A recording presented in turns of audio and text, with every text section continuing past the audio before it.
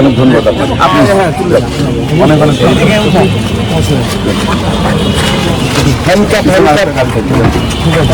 আজ 2রা ডিসেম্বর রাজশাহী লোকনাথ উচ্চ বিদ্যালয়ের সামনে থেকে সন্ত্রাসী কর্মকাণ্ডের সাথে জড়িত থাকার অভিযোগে হাতে নাতে এক যুবককে ধরে পুলিশের হাতে সোপর্দ করেন ছাত্রনেতা এমদাদুল হক লিমন।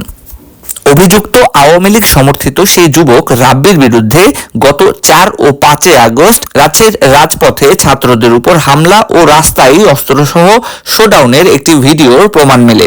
একই সাথে চিহ্নিত সন্ত্রাসী রুবেলের সাথেও এই রাব্বির ঘনিষ্ঠ থাকার বেশ কিছু ছবিও ভাইরাল হয়।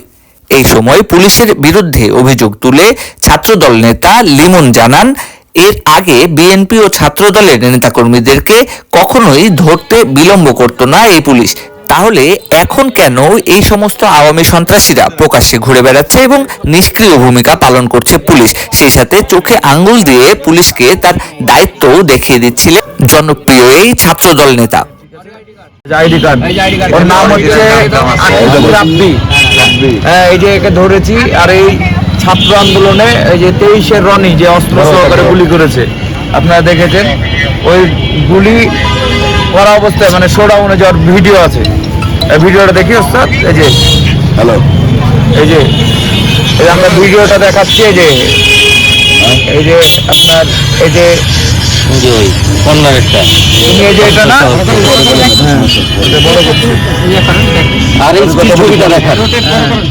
আপনি নিজে রুবেলের সাথে এটা কোনটা তুমি? এটা তুমি এই যে রুবেলের সাথে, সে রুবেলের সাথে এবং সে মাঠে ছিল 4-5 তারিখে।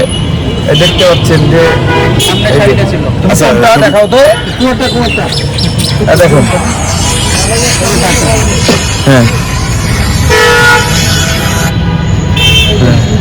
এই যে সেই যে এটা কালার গেঞ্জি, হ্যাঁ সাদা ওটা ওই। তো এই 4-5 তারিখ ওই ডিরেক্টর ছাত্র সমস্যা ছিল, ওই যে আমরা তাকে এখন আমরা পুলিশে সর্বোচ্চ করবো। এখনো আমি আপনাদের মাধ্যমে, এখানে সাংবাদিক ভাইরা আছে, এখানে রাজশাহীর জনসাধারণ আছে, এবং আপনাদের মাধ্যমে আমি ছাত্র সমাজকে এবং জনগণকে বলতে চাই যে এখনো এরকম কুখ্যাত সন্ত্রাসীরা রাস্তায় রাস্তায় ঘুরে বেড়াচ্ছে। এদের কি করে সাহস হয় যে তারা ঘুরে বেড়াচ্ছে? আমি প্রশাসনের দৃষ্টি আকর্ষণ করছি, এসআই এখানে এসছে, ওসি সাহেব নিজেও অবগত। এখনো কেন তারা আসামি হওয়া সত্ত্বেও এবং যারা সন্ত্রাসী কর্মকাণ্ড করেছে ঘুরে বেড়াচ্ছে, আমার বোধগম্য এখনো হচ্ছে না। তা আমি বলবো, আমরা কোনো প্রতিহিংসায় বিশ্বাসী না, আমরা কোনো প্রতিহিংসায় বিশ্বাসী না। এরকম সন্ত্রাস দেখি, এই যে ফোন হচ্ছে তার 2টা ফোন, এই যে তার 2টা ফোন, এই যে আমরা পুলিশকে বুঝাই দিলাম, এই যে তার কাগজপাতি, এই যে আর কিছু তো নাই, তো এই যে বুঝাই দিলাম।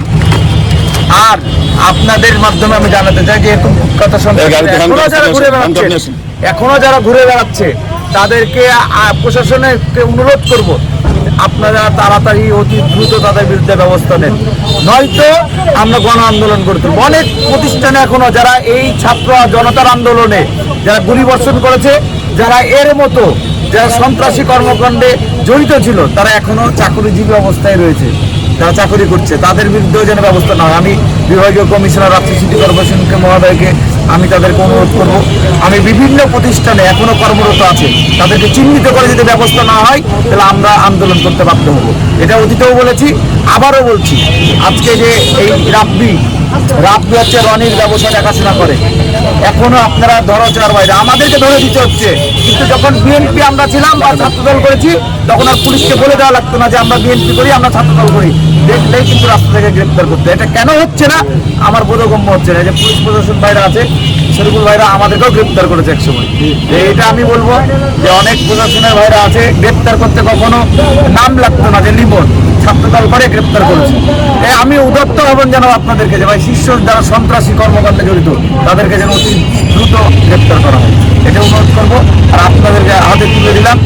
আচ্ছা, একটু আমি ওনার কাছে জানতে চাই যে এখানে কিন্তু আপনার কাছে অনেক ট্রেড লাইসেন্স এবং গুরুত্বপূর্ণ কিছু কাগজপত্র দেখতে পেয়েছি, আপনি এখানে কি কাজে এসেছিলেন এবং এই কাগজপত্রগুলো কার?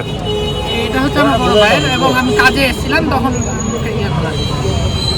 আচ্ছা, আপনি আপনার পুরো নামটা বলেন এবং 5 তারিখে আচ্ছা, 5 তারিখে আপনাকে ইয়া সহ দেখা যাচ্ছে অস্ত্র সহ, আপনি মানে ওই দিন আপনার ভূমিকাটা কি ছিল, আপনি কি নিজের মুখে বলবেন? না আমি ওই দিন ইয়েতে ছিলাম, মানে আলুপট্টির এই সাইডে ছিলাম।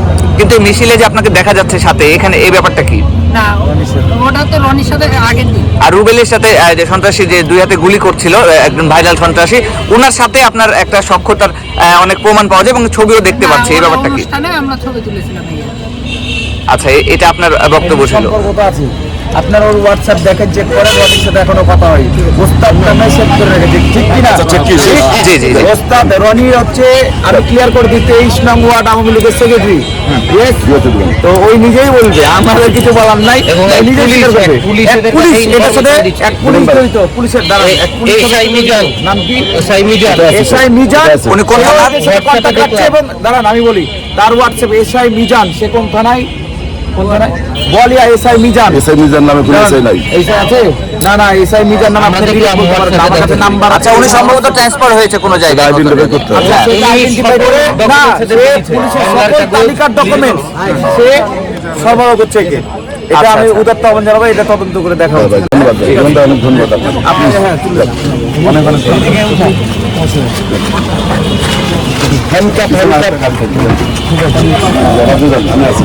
ডান কোনো সমস্যা নাই, আমরা আছি তো। যখন আমাকে মুম্বাই কথা ওসি স্যার বলছে, আমি ভাবছি যে তুমি বাংলা সমস্যা হবে না, আরামে থাকলে কোনো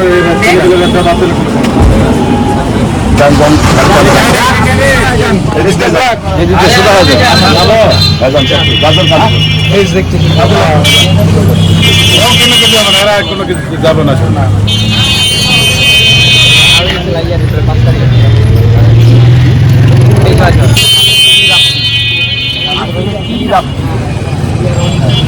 আওয়ামী লীগের সন্ত্রাসী বললে কোন